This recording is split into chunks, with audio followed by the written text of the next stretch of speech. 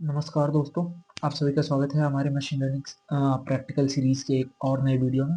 अब तक हमने नंपाई और पांडास सीखा है, यानी डेटा को स्टोर करना, क्लीन करना और एनालाइज करना सीखा है। लेकिन सवाल यह है कि मशीन लर्निंग असल में शुरू कहाँ से होती है। मशीन लर्निंग तब शुरू होती है जब हम डेटा को देखकर कंप्यूटर को खुद डिसीजन लेना सिखाते हैं, और यही काम साइकिट लर्न लाइब्रेरी आसान बनाती है। आज की इस प्रैक्टिकल वीडियो में हम साइकिट लर्न को बेसिक से समझेंगे, मशीन लर्निंग क्या होता है यह क्लियर करेंगे, और बिल्कुल पहला मशीन लर्निंग मॉडल हम क्रिएट करेंगे। मशीन लर्निंग में लाइब्रेरी की ज़रूरत क्यों पड़ती है, ये एक क्वेश्चन सबके माइंड में आता है कि हम डायरेक्ट क्यों नहीं मॉडल ट्रेन कर सकते बिना किसी लाइब्रेरी के।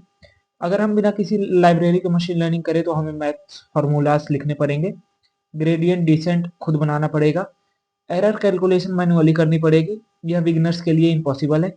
इसलिए साइकिट लर्न हमें पहले से बने मशीन लर्निंग एल्गोरिदम देता है जिन्हें हम डायरेक्ट यूज कर सकते हैं। अब सबसे पहला क्वेश्चन हमारे माइंड में ये आता है कि साइकिट लर्न है क्या। साइकिट लर्न पाइथन की एक ऐसी लाइब्रेरी है जो हमें सिखाती है कि डेटा को देखकर कंप्यूटर कैसे सीखे। मतलब जो हम डेटा फीड करते हैं उसको देख के कंप्यूटर कैसे एनालाइज करे और सीखे और हमें आउटपुट प्रोवाइड करे।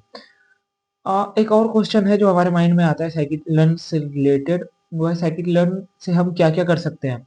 साइकिट लर्न से हम रिग्रेशन कर सकते हैं, क्लासिफिकेशन कर सकते हैं, क्लस्टरिंग कर सकते हैं और मॉडल इवोल्यूशन कर सकते हैं। ये सब काम हम साइकिट लर्न से कर सकते हैं, जैसे कि एक्यूरेसी, एरर स्कोर, ये सारे, computer segmentation, spam, not spam, pass fail, classification की, प्राइस, सैलरी, मार्क्स, ये रिग्रेशन की, ये सारी चीज हम साइकिट लर्न की हेल्प से कर सकते हैं। अब चलिए हम स्टार्ट करते हैं। पहले हम देखेंगे इंस्टॉलेशन साइकिट लर्न की। तो उसके लिए हम लोग यूज करते हैं, उसके लिए हम लोग P I P install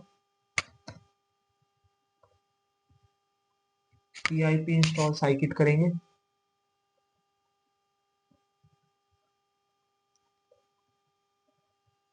scikit run करेंगे, अब इसे रन करेंगे। यहाँ पे हमारा साइकिट लर्न जो है वो इंस्टॉल हो रहा है।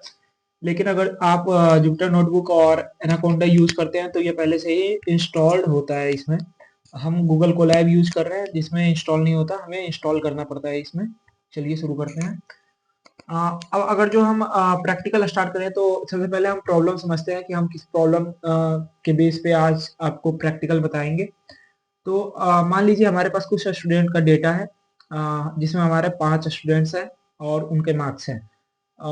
मार्क्स कुछ इस तरह से हैं, 35, 40, 50, 55, 60। अब सवाल ये आता है, अगर कोई स्टूडेंट 7 घंटे पढ़ता है तो उसके लिए कितने मार्क्स उसके लिए उसको कितने मार्क्स आ सकते हैं। यही प्रेडिक्शन प्रॉब्लम और मशीन लर्निंग प्रॉब्लम है, और इसी से हम मॉडल आज जनरेट करेंगे। ये हमारा जो हम इसमें डेटा लेंगे वो हमारा एजम्पशन बेस्ड डेटा होगा। चलिए लाइब्रेरी इंपोर्ट करते हैं। सबसे पहले import numpy np, import pandas spd। उसके बाद हम इंपोर्ट करते हैं scikit learn from scale learn dot linear model.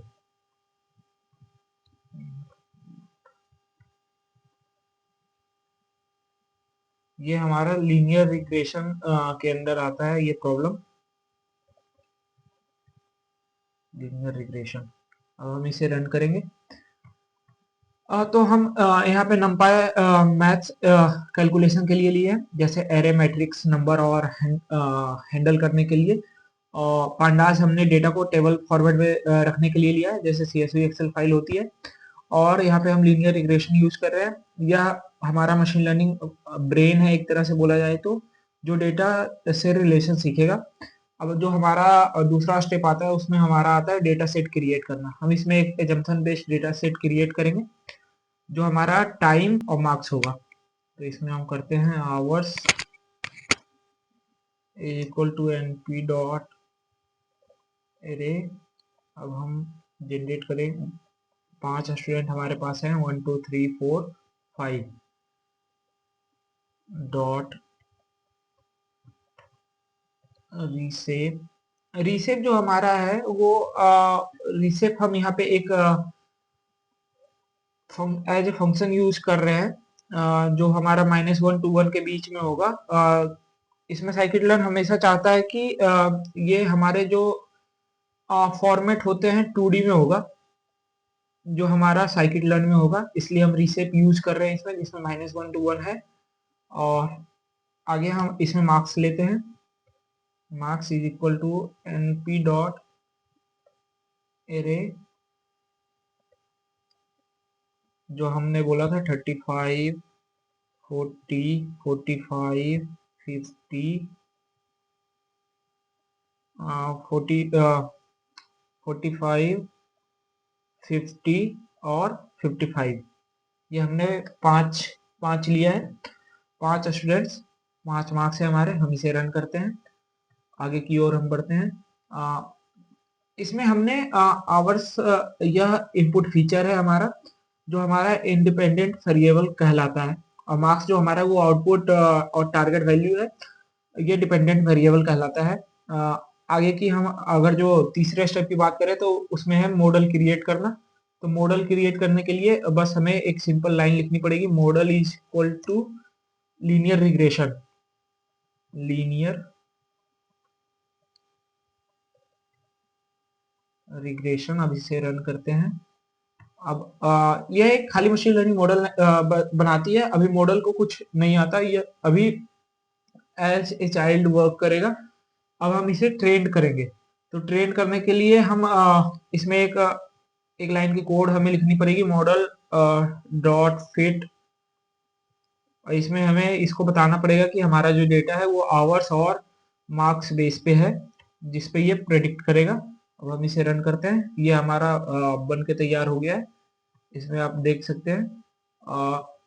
आगे की जो हम है, इसमें जो हमने मॉडल डॉट फिट हम जो यूज किया, फिट का मतलब होता है मॉडल को इस डेटा से सीखना है, और मॉडल सीखता है कि आवर्स बढ़ने पर मार्क्स कैसे चेंज होते हैं और लाइन कैसे ड्रॉ करनी है। इस प्रोसेस को ट्रेनिंग कहते हैं। अब हमें मॉडल के अंदर क्या, मॉडल अंदर क्या करता है, इसके लिए हम मार्क्स पे जाएंगे। Marks is equal to M, marks is equal to M नहीं जाएंगे हम, इस पे डायरेक्ट हम प्रेडिक्शन करवाएंगे, क्योंकि हमने मॉडल ट्रेन कर दिया है। ट्रेन करने के बाद हम इसकी प्रेडिक्शन लेंगे कि ये क्या प्रेडिक्ट कर रहा है, हमारा मॉडल सही है या नहीं है। इसके लिए हम predicted underscore marks is equal to model dot predict 7। और यहाँ पे हमें एक मिनट, सॉरी एक फॉल्ट है यहाँ पे। फिर हम लेंगे, प्रिंट करवाएंगे इसको। प्रिंट प्रेडिक्टेड वैल्यू जो होगी, सी टी प्रेडिक्टेड वैल्यू जो होगी वो हमारा यहाँ पे प्रिंट करवाएंगे, प्रेडिक्टेड मार्क्स। अब ये 65.0 आ गया। इसमें हम मॉडल से पूछ रहे हैं कि 7 घंटे में पढ़ने वाले बच्चे कितने मार्क्स ला सकते हैं।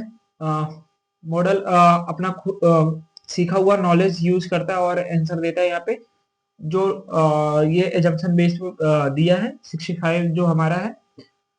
अब अगर जो एक्स्ट्रा नॉलेज के लिए हम मॉडल का वैल्यू निकाले, तो इसके लिए हमें प्रिंट मॉडल डॉट